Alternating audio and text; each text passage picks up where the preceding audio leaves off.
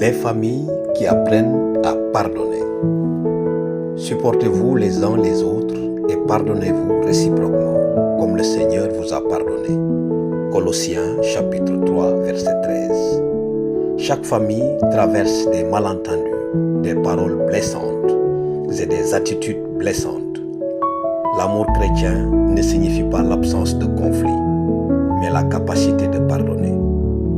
Les familles fortes ne sont pas celles qui ne font jamais d'erreur, mais celles qui apprennent à pardonner et à repartir à zéro. Le pardon guérit le foyer. Garder rancune détruit la paix, crée de la distance, blesse le cœur et ouvre une brèche à l'ennemi. Pardonner libère, rétablit la communion et apporte une guérison émotionnelle et spirituelle. Heureux les miséricordieux, car ils obtiendront miséricorde. Matthieu chapitre 5, verset 7. Histoire. Le pain de la réconciliation. On raconte qu'un père et son fils se disputèrent et restèrent des jours sans se parler. Voyant la douleur qui les habitait tous les deux, la mère prépara le pain préféré de son fils. Quand le pain sortit du four, elle dit: « Mon fils, avant de manger, apporte ce pain à ton père et dis-lui que tu l'as fait pour lui. » Le garçon hésita, puis s'exécuta. Arrivé auprès de son père, il lui tendit le pain en silence. Le père prit le pain, regarda son fils et des larmes coulèrent sur ses joues.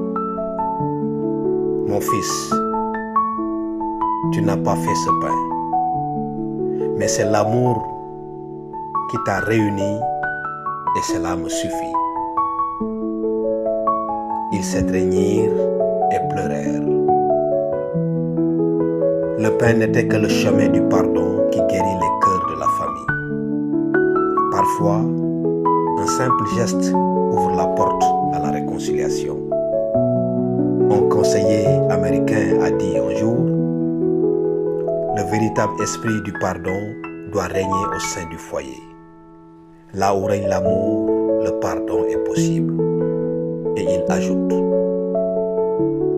Le pardon que Dieu nous accorde implique que nous devons aussi nous pardonner les uns les autres. Si l'amour du Christ demeure dans nos cœurs, l'amour rayonnera autour de nous. Le foyer chrétien est un lieu de pardon constant. Des choix qui ouvrent la voie au pardon. Reconnaître ses erreurs avec humilité, parler avec douceur, prier avant de réagir, choisir la paix plutôt que l'orgueil, accueillir plutôt que de se détourner. Une réponse douce apaise la colère. Proverbe chapitre 15, verset 1. Le pardon est un travail quotidien et une victoire spirituelle. Si quelqu'un dans votre famille a besoin d'entendre « Pardonne-moi » ou « Je te pardonne », n'attendez plus. Là où règne le pardon, Dieu restaure. Là où règne l'humilité, le ciel descend dans la maison. Prions. Seigneur, éloigne de nos cœurs toute amertume et tout orgueil. Apprends-nous à pardonner comme tu nous pardonnes. Rebâtis notre famille sur le ciment de l'amour et de la grâce. Au nom de Jésus, nous prions. Amen. Si ce message vous a plu, abonnez-vous à notre chaîne Famille avec Jésus et partagez-le avec vos proches. Merci et à bientôt.